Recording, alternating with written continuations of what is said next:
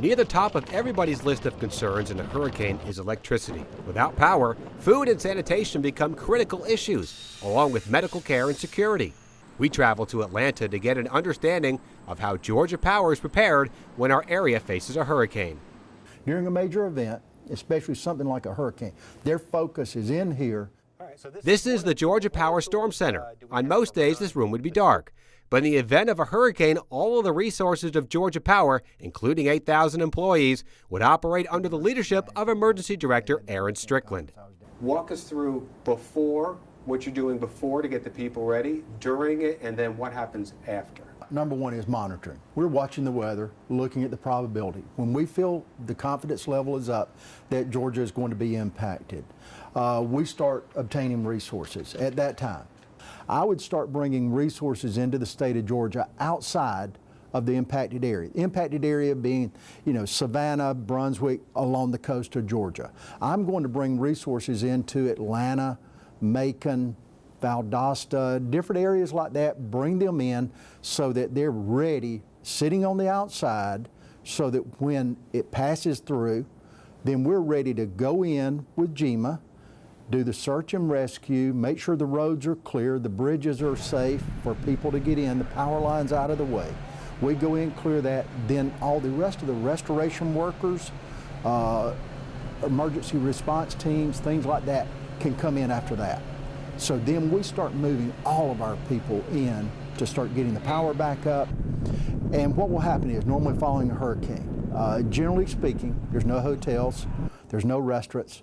We go in and start literally building cities. When I say a city, a small city for our teams to live in. These are some of our outage management systems. From the Storm Center, Strickland can identify problem areas and send resources to address them. It allows us from here at the Storm Center to see the entire state. I'm not depending on someone's opinion. This is telling me what is going on. Right. So it allows us to make good, logical decisions in major outages. But it's important to note that this will only happen after the hurricane has passed. He will not put the lives of Georgia Power's personnel at risk during the storm. Hurricane, you're going to have winds 60, 70, 80 plus miles an hour. You can't work in that.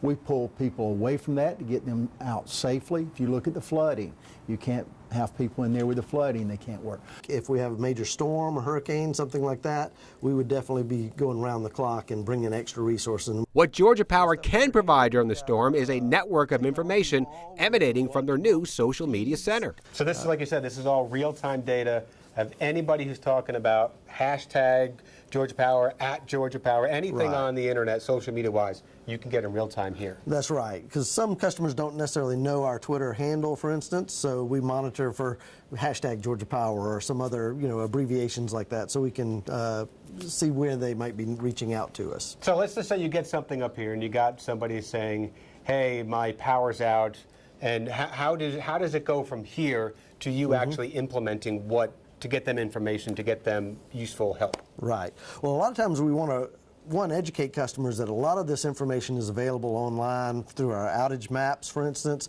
Rather than waiting on us to even respond to a tweet, they can just go to outagemap.georgiapower.com and see their outage, see an estimated restoration time without even having that delay. So we'll try to educate, giving links and resources like that. But we'll also, in particular cases, we can actually enter their outage in the system. That's a slower way to do it. The best ways are to go ahead and go online or to call us, but we can help customers in a particular situation that way.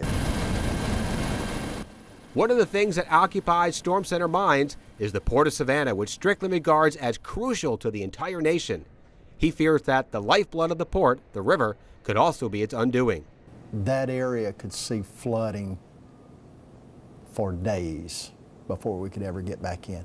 If you were to see a tidal surge like we saw in Katrina, it would be a long time before anybody could get into the coast to do any major work. I mean, you can get helicopters in, but major work. Yeah, parts of 95 will be underwater. Yes. So your major north-south cutoff. Well, your bridges will be gone. They're blown out. Get it done. You're totally island, everything along 95, because the bridges are gone. If you look at Katrina and what happened in Katrina, we had a 20-something foot tidal surge. Those box cars float, and they were in the middle of the roads. It was a mess. And that very scary prospect is what gives rise to Strickland's greatest fear. We've almost got amnesia. We've forgotten how bad these things can be in the state of Georgia. So my fear is some people do not heed the advice to evacuate. For the sake of your family, you need to think about what happens after the hurricane. Check your insurance policy and carry it with you. Think about how you're going to put your life back together. Your insurance is key to that.